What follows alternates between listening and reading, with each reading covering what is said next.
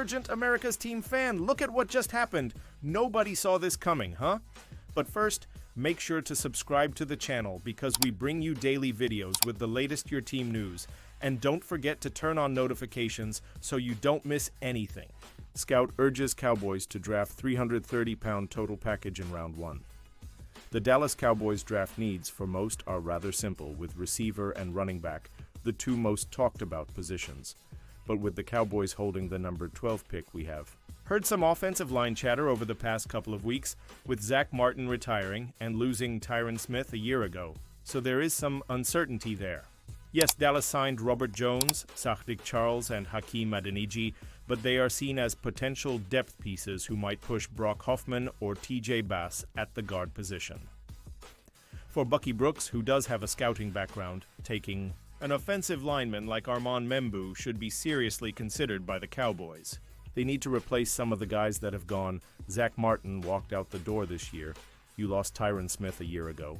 So you gotta find someone up front that can do it, Brooks said on NFL Insiders. Armand Membu could be interesting in terms of his athleticism, size, and total package that he brings. This is a physical dude with great movement skills. The move to draft a lineman isn't sexy and would leave Dallas without star help for CeeDee Lamb, but with Brian Schottenheimer's desire to run the football, Brooks stated, "You need people movers, and that is Membo." The Cowboys will be a run-heavy offense under Schottenheimer, and to run the ball well, you need a solid offensive line to keep pounding the rock and picking up yards. Is Dallas' current offensive line good enough to do that? Brooks has his doubts, but they are cast away if Membu comes to the star. Pausing this news just to say that if you want YouTube to keep recommending the latest America's Team news to you, it's very important that you leave a like on this video. Thanks, now let's get back to the news. Cowboys could land 1,001-yard receiver in blockbuster trade with Lions at this point. The Dallas Cowboys' need for a number 2 wideout is well documented. CeeDee Lamb is spectacular, but he can't carry the Cowboys' passing offense by himself. In a slight down year, Lamb put up 1,194 receiving yards for Dallas in 2024, and no one else on the roster topped Jalen Tolbert's 6'10". Is a surprise trade in order? One NFL writer believes the Cowboys could call up an NFC foe to bring in a receiver who just had a breakout 2024 season. Earlier this week, Fansided's Devin Platana proposed a hypothetical trade that would bring Detroit Lions receiver Jameson Williams and a 2025 fourth-round pick to Dallas for the number 12 overall selection in next week's NFL Draft. Parting with a first-round pick is never easy, but that's the price that has to be paid to land a player of Williams' caliber, Platana wrote. The downfield threat is coming off a productive third year that saw him finish with career highs in receptions, 58, receiving yards 1,001, and touchdowns 7, while also earning the 31st best offensive 74, 5, and receiving 75. 1 grades on Pro Football. Focus. Williams, 24, is entering the final year of his rookie contract, but Lions general manager Brad Holmes said in March that the team is likely to pick up the youngster's 5th-year option. That decision must be made by May 1st, although the timing of the trade could determine whether the Cowboys were getting 1 or 2 years of Williams. A bigger issue remains. Why wouldn't Dallas simply take a controllable receiver with the 12th pick? If Dallas truly believes Williams can be a difference maker, it's not inconceivable they could make a move like this. But they'd know they were making a move fraught with risk. Spagnola time to fill up the running back tank again in the 65 season. History of the Dallas Cowboys, rarely have they been running on empty at the running back position. Why, this franchise has sported what we'd call a franchise running back for nearly 48.5 of those years. You know, a guy they could sink their teeth into for more than 1 or 2 seasons. Someone to carry the load. In other words, a feature. Back, let's count. From the beginning, Don Perkins' 8 full seasons, 19 6-1s and 6-8, landed him in the Ring of Honor, having missed his first year in 1960 with a foot injury. Next, Calvin Hill, 6 seasons, 1969-74, and would have been extended if not for the lure of the short-lived WFL money.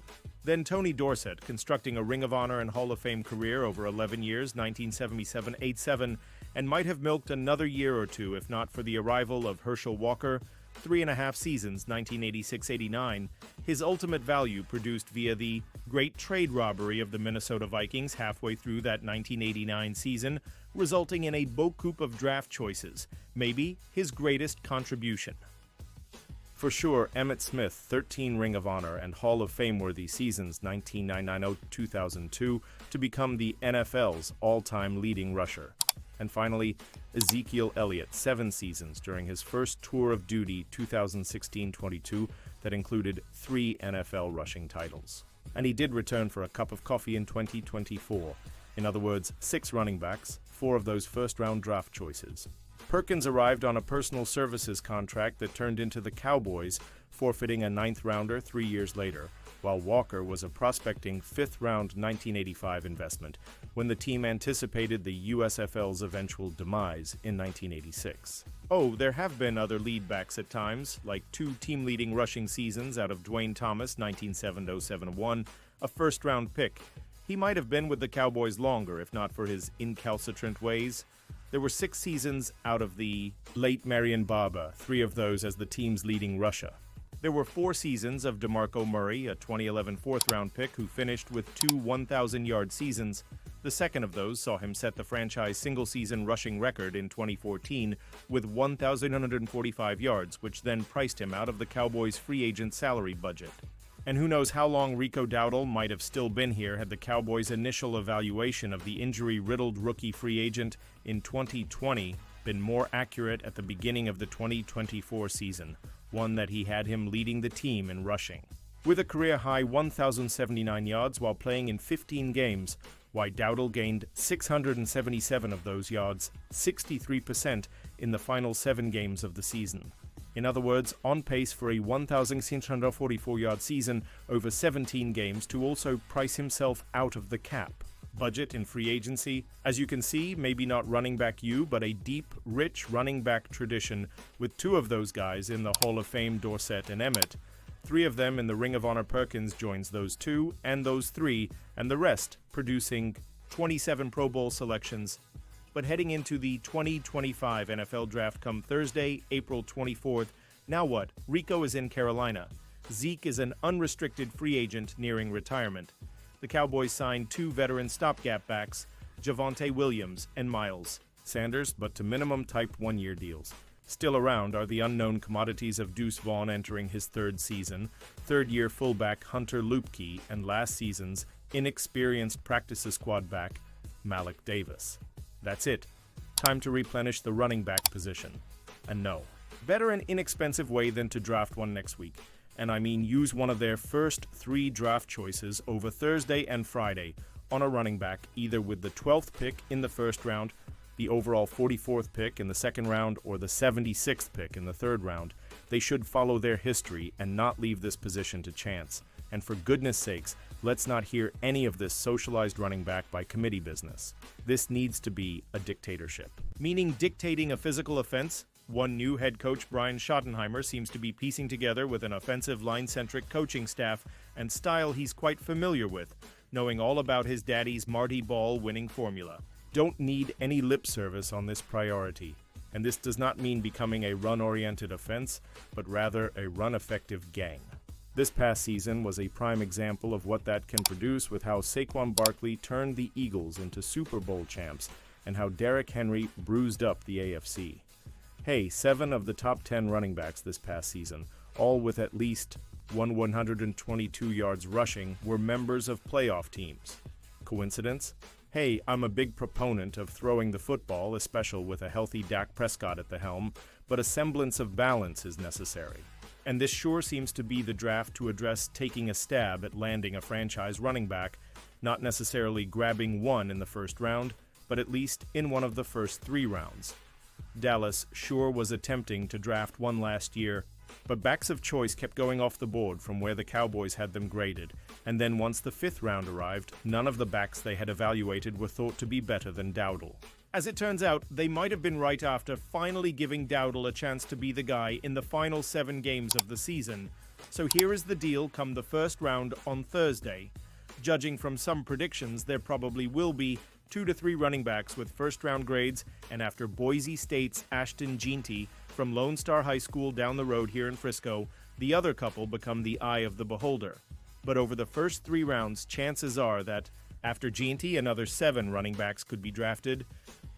Guys such as the Ohio State tandem of Quinshon Judkins and Trevion Henderson, North Carolina's Omarion Hampton, Iowa's Caleb Johnson, and possibly 2 other local high school backs in Oklahoma State's Ollie Gordon, Euless Trinity, and Miami's Damian. Martinez Louisville High.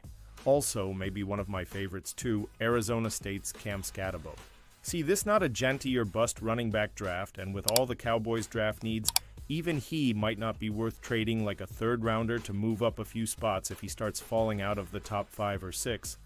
But with the running back depth, along with other position depth, Cowboys COO Stephen Jones says there is a better possibility of trading back a skosh, likely no more than 2 or 3 places, to draft a player in the proper spot and then pick up maybe a 3rd or 4th for their trouble.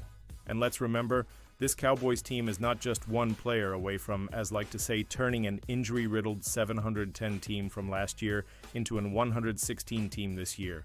Nearly all positions are within reason in the first round. Wide receiver? You bet. Defensive end or tackle?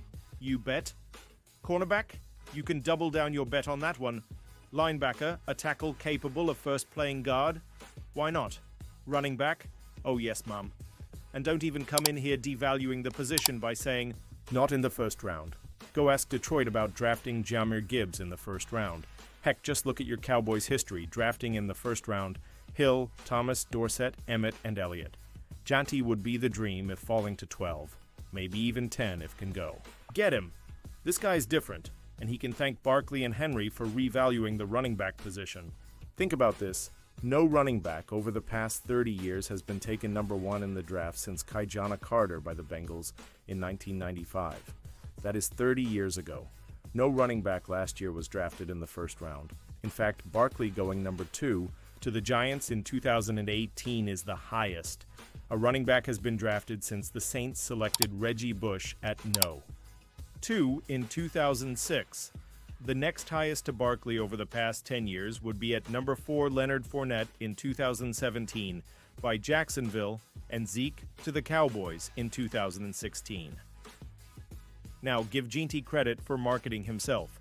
The likely number 1 running back in this draft penned a letter to every NFL general manager, which was also posted on the Players Tribune, extolling his character and why he should be one of the highest picks in this coming draft, the running back position notwithstanding.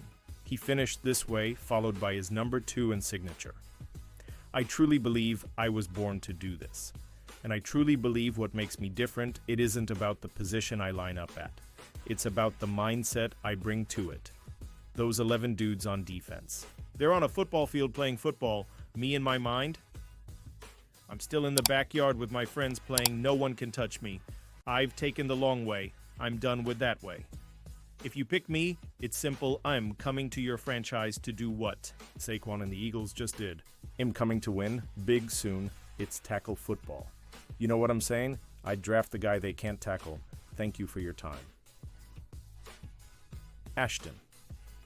Jeanty now, again. Jeanty falling to no .12 is likely a pipe dream, even if the Cowboys want to go that path with their first-round pick, since plenty of running backs will still be available in the second and third rounds, possibly preferring to take a player at a position of less depth.